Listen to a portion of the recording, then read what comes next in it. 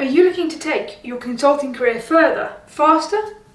Then this video is for you. I'm going to show you 5 consulting productivity hacks that are going to absolutely skyrocket your career and change your consulting life. Are you ready? Let's do it.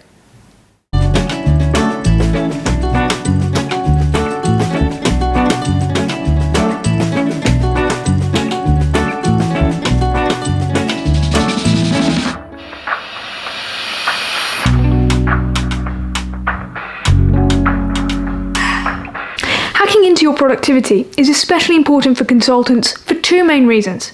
The first is consultants do twice as much work as people in industry. The reason I say this is you have twice as many stakeholders. You have your client and you have internal stakeholders. And majority of consulting firms expect you to contribute back into the firm alongside doing your project work. So it can feel like you're often doing 2, sometimes 3 people's jobs compared to your colleagues in industry.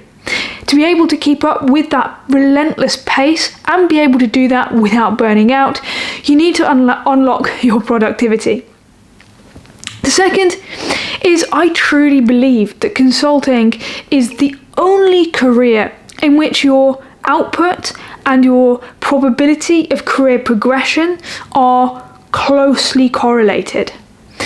9 out of 10 consulting firms promote based on the impact that you make, and it tends not to be you waiting for your boss to leave. What this means is that if you can unleash your maximum productivity, you genuinely increase your chances of seeing a reward for that. So it's actually in your personal selfish interest to maximize your productivity because it will be worth it. Now I've convinced you to listen, let's talk about what productivity really means. There's this myth that productivity means just the volume of stuff you do, and that's not true. See, productivity really means the volume of impactful work you deliver. And that's why I've come up with this equation. Productivity equals efficiency plus effectiveness. What do I mean by this? Firstly, efficiency. Efficiency is both the speed, but also the accuracy and the number of steps it takes you to complete an activity. But for this to really work, it has to be powered by effectiveness. And effectiveness is the impact that your work makes. It is the size of the contribution that you're making to the bigger picture.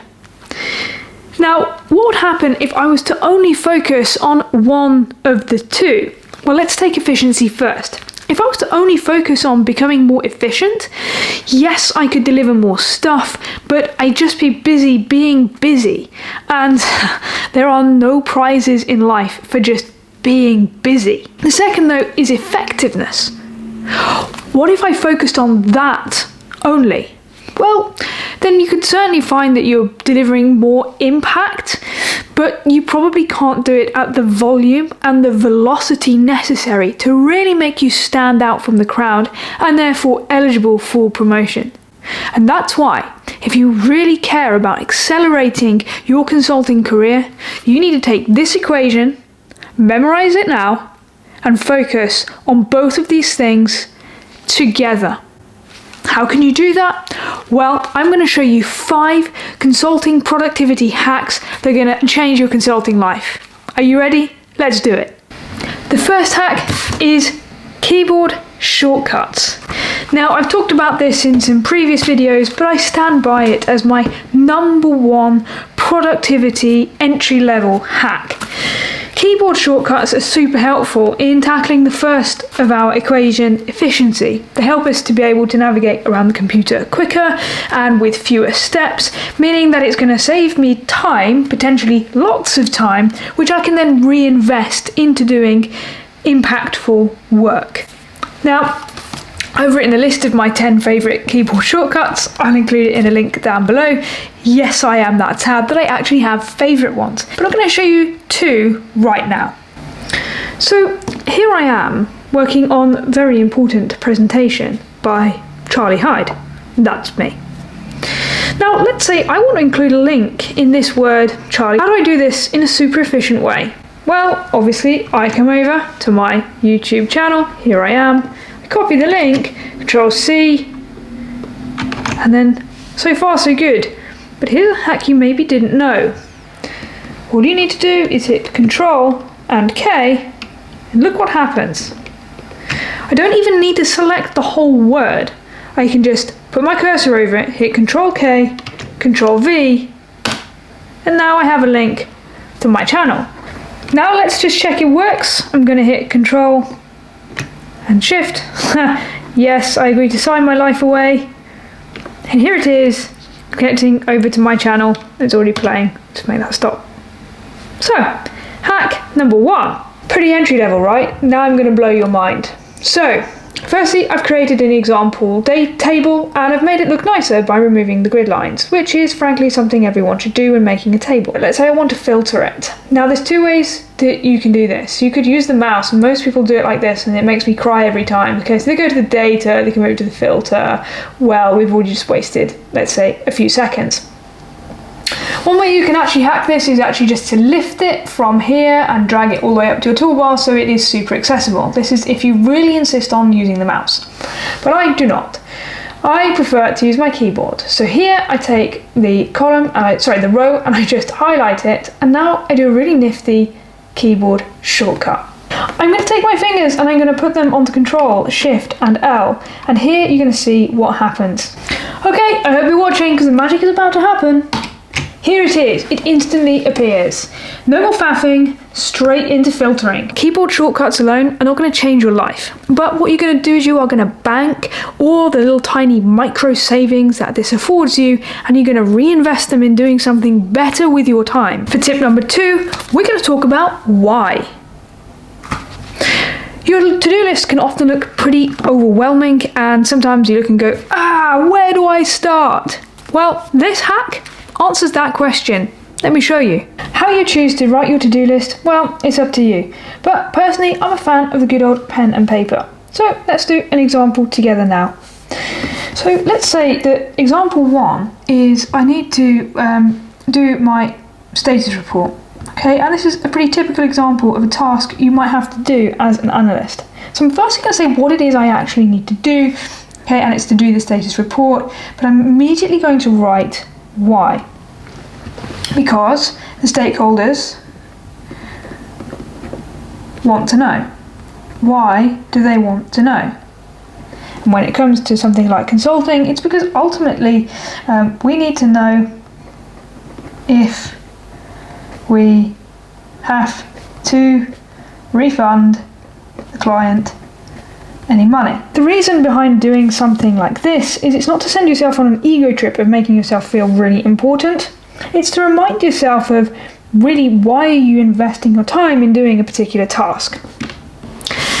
And it doesn't take much of a leap to know why knowing if you need to refund the client is important, because if we have to refund the client, then that impacts our profitability. And if it impacts our profitability, then it means we can't give people such good pay rises at the end of year, or we can't give people a bonus, and it means that it could be detrimental to the firm. So when you're writing your to-do list, writing out why you're doing it is a really good way of helping you to firstly keep things in perspective.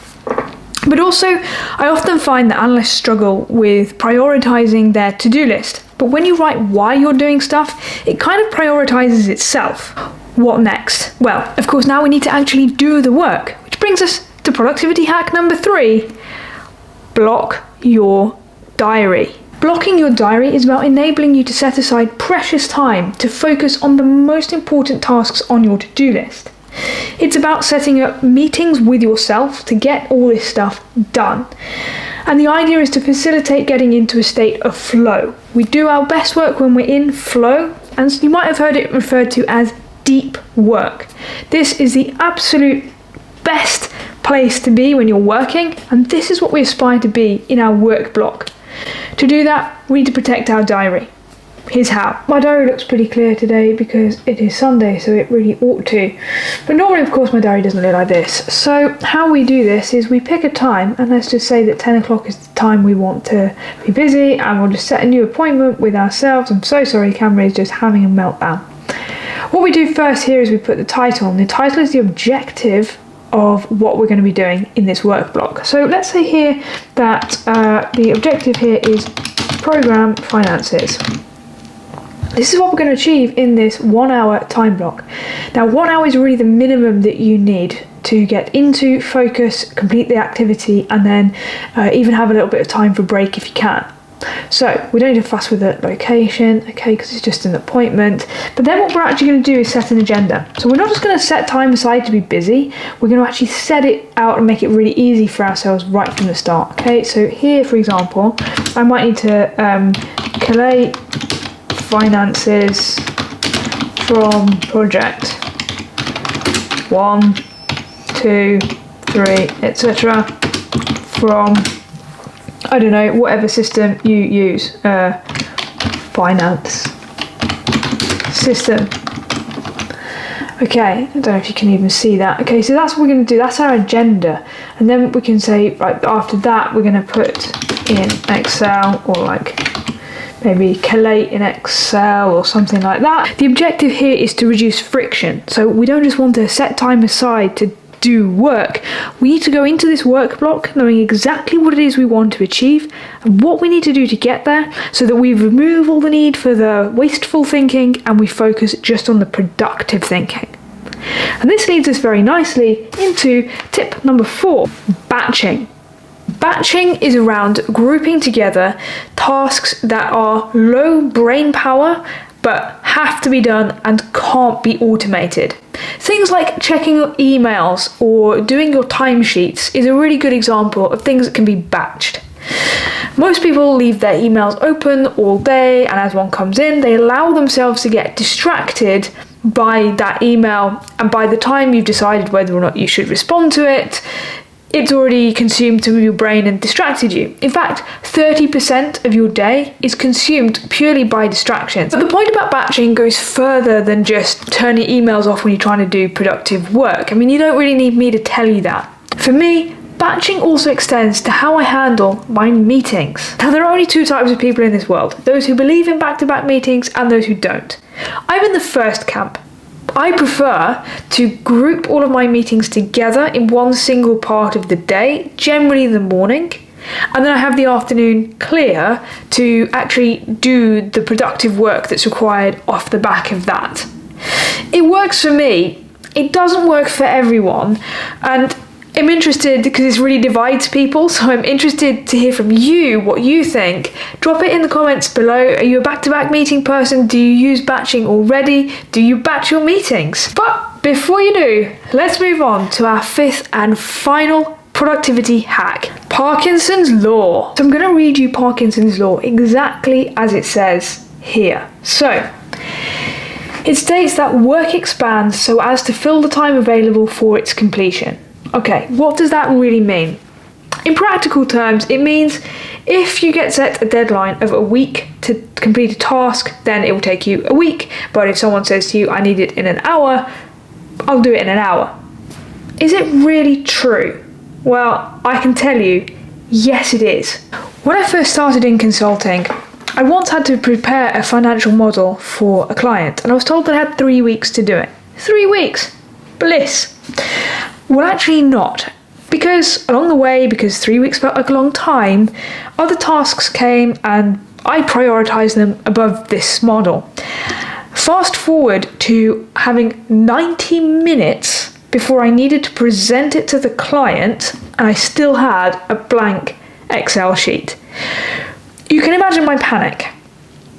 The things that were going through my head were things like, why did you leave it this long? Pretty stupid, etc., etc. All the things you would expect. But you know what? I got it done.